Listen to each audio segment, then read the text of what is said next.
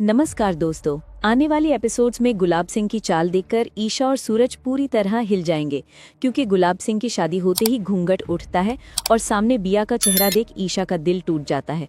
सूरज की उम्मीदें बिखर जाती हैं और गुलाब सिंह अपनी जीत पर मुस्कुराता है।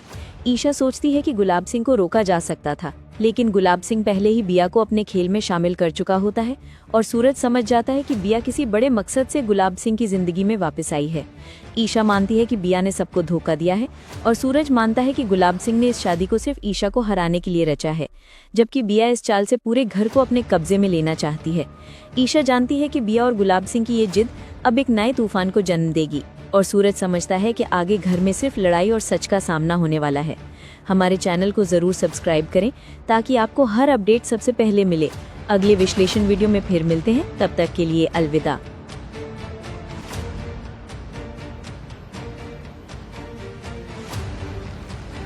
सीरियल पति ब्रह्मचारी के आने वाले ट्रैक में अब जहां पर ईशा ने बड़ा कांड कर दिया है। बड़ा कांड इसलिए क्योंकि अब शादी की तैयारियां शुरू हो चुकी थीं, लेकिन वहीं पर ईशा पहुंच गई है दुल्हन के पास में।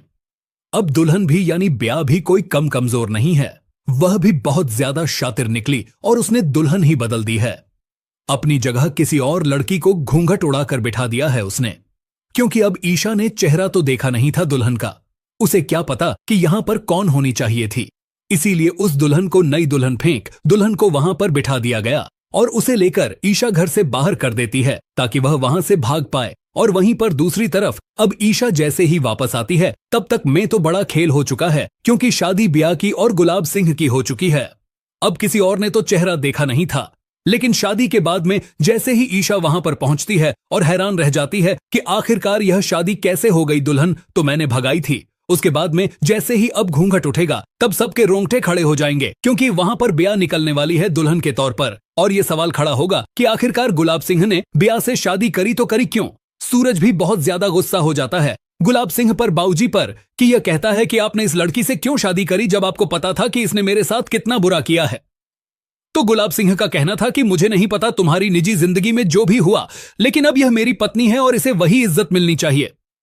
फिलहाल देखना बहुत ही इंटरेस्टिंग होने वाला है, क्योंकि आगे आने वाले ट्रैक में अब जहां पर एक तरफ तो ईशा और सूरज दोनों ही नाराज होकर वहां से निकल जाएंगे, वहीं पर दूसरी तरफ अब सूरज के घर पर पहुंचने वाली है बिंदिया। और बिंदिया वहां पर पहुंचकर ईशा को बोलेगी कि अपनी मां के पैर नहीं छुओगी क्या, और इतनी बेइज्जती करेगी वहां पर जाकर वो ईशा की कि ईशा भी बहुत ज्यादा गुस्सा हो जाएगी और बिया के ऊपर बरसने लगेगी। लेकिन फिलहाल तो अब बिंदिया के ऊपर गुलाब सिंह का हाथ आ गया है, इसीलिए अब उसका कोई इतनी आसानी से बिगाड़ तो सकता नहीं है।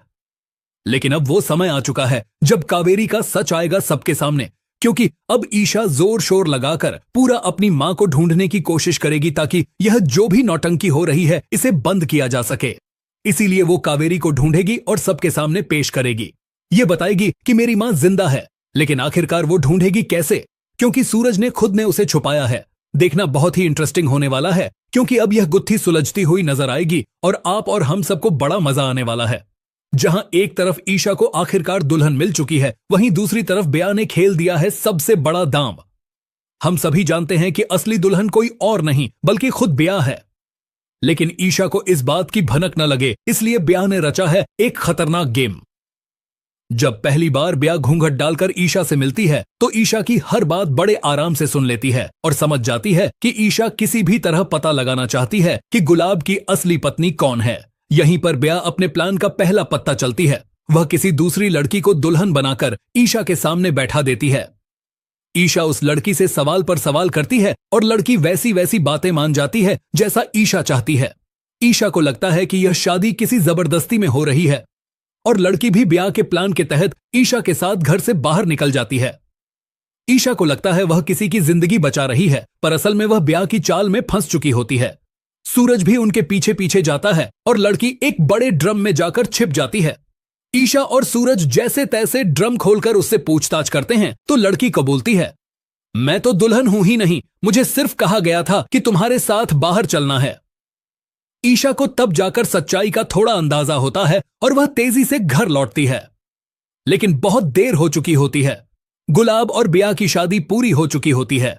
घर पहुंचते ही ईशा आरती की थाली लेकर अपनी नई मां का स्वागत करने आती है, लेकिन जैसे ही घूंघट उठता है और चेहरा दिखाई देता है ईशा के हाथों से थाली जमीन पर गिर जाती है।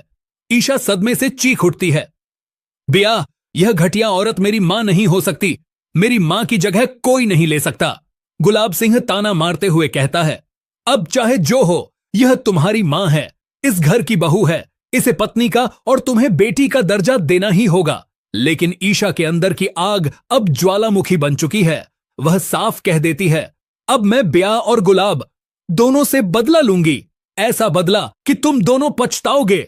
और अब असली ट्विस्ट, ईशा का गुस्सा इतना भयंकर होने वाला है कि वह गुलाब और बिया की जान तक ले सकती है। देखना दिलचस्प होगा कि सूरज ईशा के उबलते क्रोध के बीच खुद को और अपने रिश्ते को कैसे बचाएगा, क्योंकि ईशा अब किसी की नहीं सुनने वाली।